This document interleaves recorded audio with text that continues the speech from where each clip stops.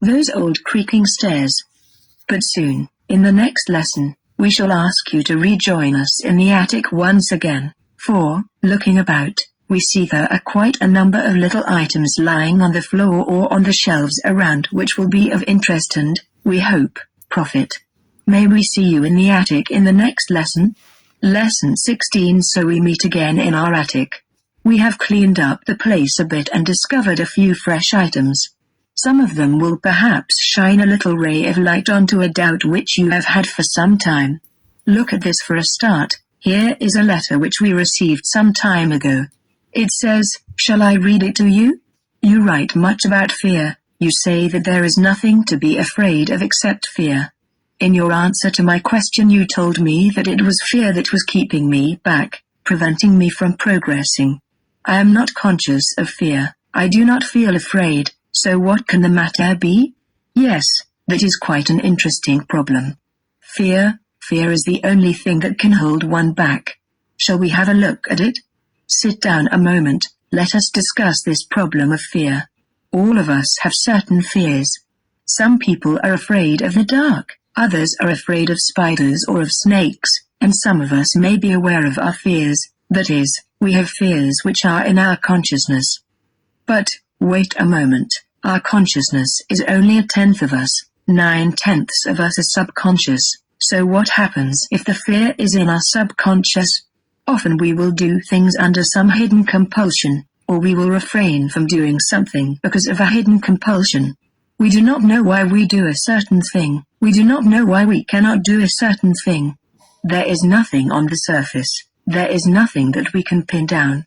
We act irrationally, and if we went to a psychologist and, 95, we lay on that couch for long hours, at last it may be dragged out of our subconscious that we had a fear because of something that happened when we were small babies.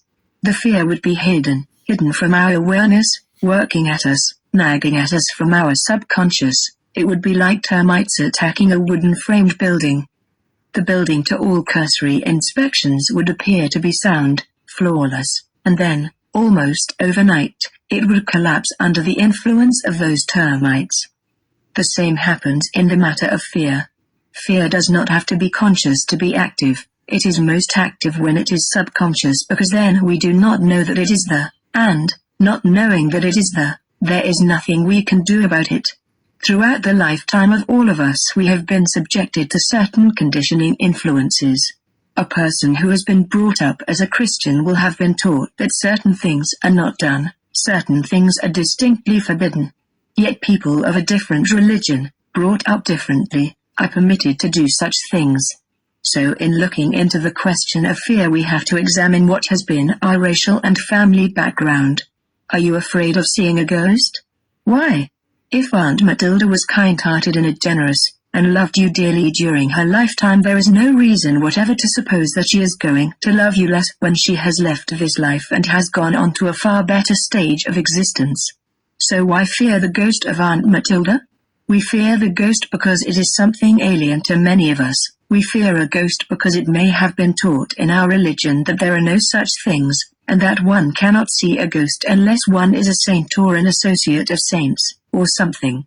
We fear that which we do not understand, and it is worth thought that if there were no passports, no language difficulties, there would be less wars because we are afraid of the Russians, or the Turks, or the Afghanis, or something else because we do not understand them, we do not know what makes them tick, or what they are going to do against us.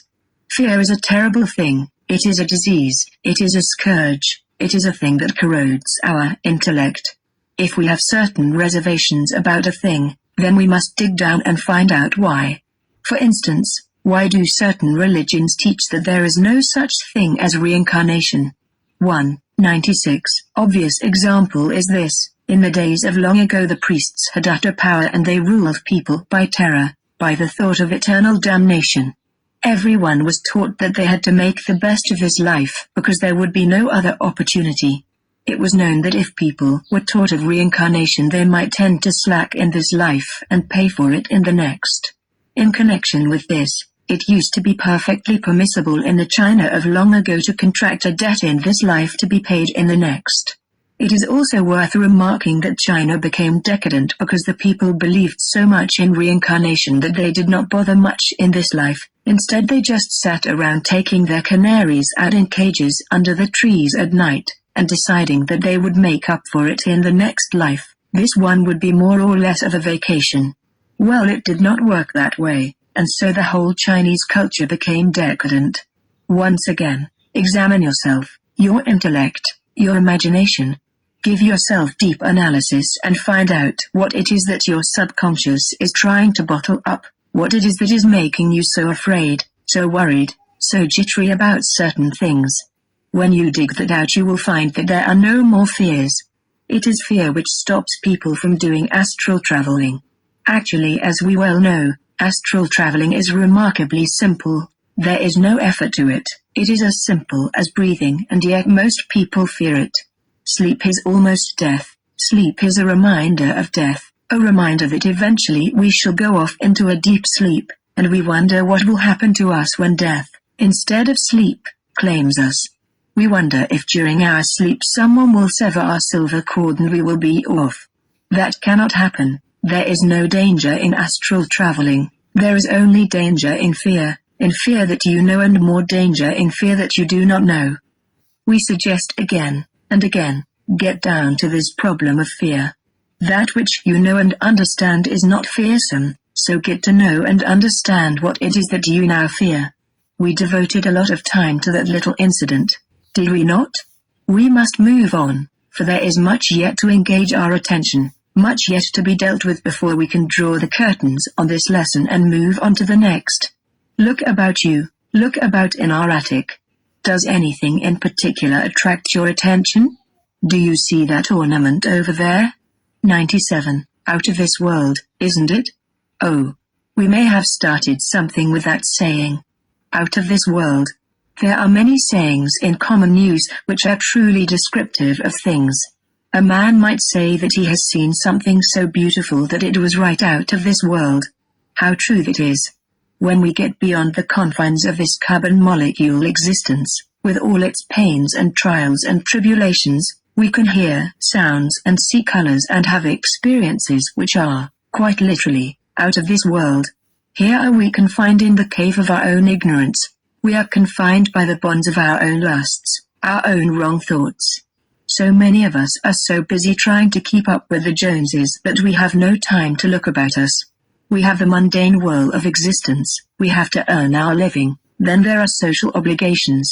After that we have a certain amount of sleep, so it seems that all our life is planned in one whirl, one mad rush. There is never time for anything. But, wait a minute, is there any need for all this rush? Can we not arrange somehow to have even as little as half an hour each day, and devote it to meditation? If we will meditate, we can get right out of this world. We can, with a little practice, get into the astral and into the next world. The experience is exhilarating, elevating.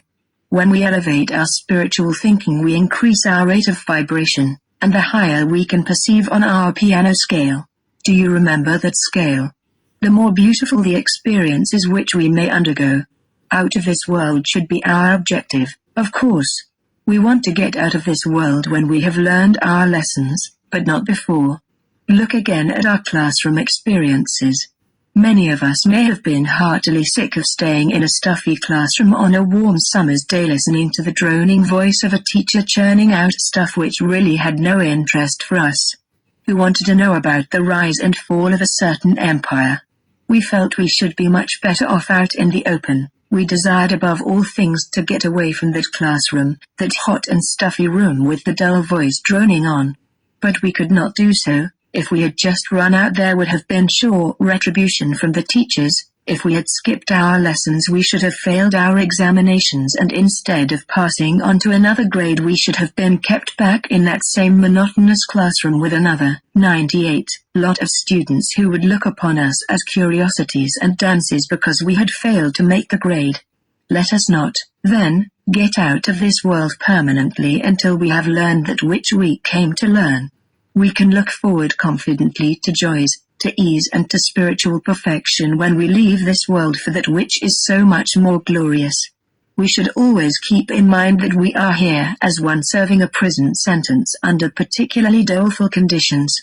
We cannot see how dreadful this earth is while we are here, but if you could move out now and look down you would have quite a shock. You would be most